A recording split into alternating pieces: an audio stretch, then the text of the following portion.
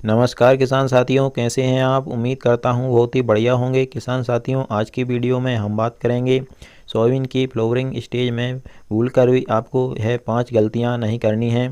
किसान भाइयों, अगर आपकी सोयाबीन की फसल में फूल आने वाला है या फूल आने लगा है तो आपको भूल कर भी इन गलतियों को नहीं करना है, वरना आपकी पैदावार जो है बिल्कुल डाउन हो जाएगी। 50% तक घट सकती है पैदावार अगर आप यह गलतियां करते हैं तो। वीडियो में पूरी जानकारी आपको अच्छी तरीके से दी जाएगी।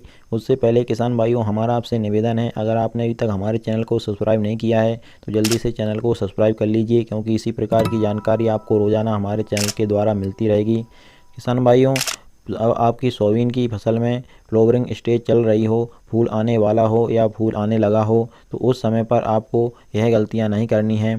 पहली गलती किसान भाइयों, आपको फ्लावरिंग स्टेज में खरपतवार नाशक दवा का प्रयोग बिल्कुल भी नहीं करना है। किसान भाइयों, अगर आपकी सोयाबीन की फसल में थोड़े बहुत खरपतवार उगने लगे हैं तो किसान भाइयों, और आपकी सोयाबीन की फसल में फूल आने लगा है तो इस समय पर आपको भूल कर भी खरपतवार नाशी दवा का प्रयोग नहीं करना है, क्योंकि हम कभी भी खरपतवार नाशी दवा का प्रयोग अपनी फसल में करते हैं तो अपनी फसल पर थोड़ा थोड़ा डिफेक्ट तो पड़ता ही है, चाहे वह किसी भी स्टेज पर हो। तो किसान भाइयों, इससे भी हमारे फूलों का जो संख्या है वह कम हो जाएगी, जिससे हमारा उत्पादन भी डाउन हो सकता है। और दूसरी गलती हमारे किसान भाई अधिकतर यह करते हैं कि जो कीट और इल्लियाँ होती हैं उन पर ध्यान नहीं देते हैं और वह हमारी सोयाबीन की फसल में ज़्यादा बढ़ जाती हैं, तो उनसे भी हमारी सोयाबीन की फसल में फूल आने की अवस्था में बहुत ही ज़्यादा डिफेक्ट पड़ता है। क्योंकि हमारे किसान भाई यह सोचते रह जाते हैं कि जब फलियाँ आएंगी तो उस समय पर हम एक स्प्रे कर देंगे सोयाबीन की फसल में, उसी समय पर हमारी जो है इल्लियाँ लगती हैं सोयाबीन की फसल में और वह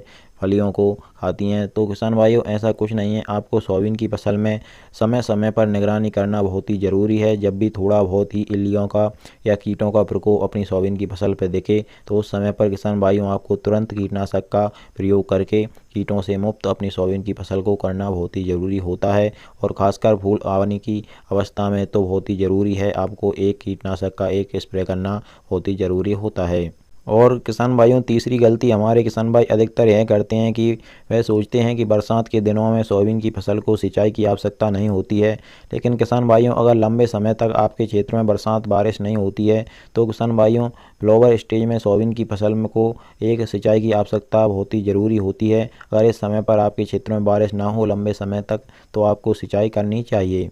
और किसान भाइयों, चौथी गलती अधिकतर हमारे किसान भाई यह करते हैं कि वह सोयाबीन की फसल में फंगीसाइड का प्रयोग नहीं करते हैं। क्योंकि किसान भाइयों, हमारी सोयाबीन की फसल में फंगस लगना एक आम बात हो गई है।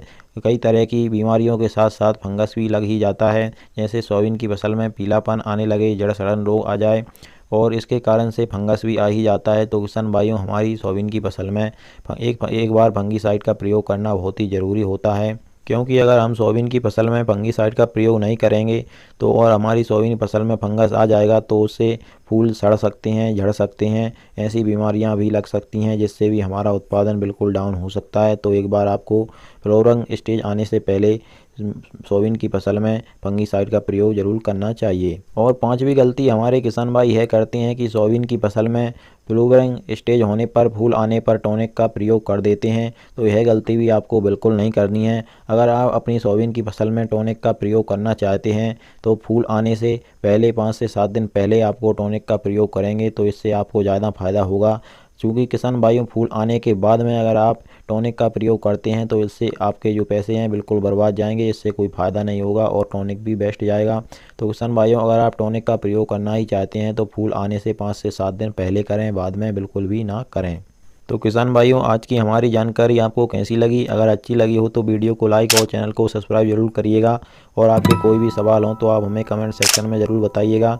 चलिए फिर मिलते हैं इसी प्रकार की अगली वीडियो में। जय किसान, नमस्कार, धन्यवाद।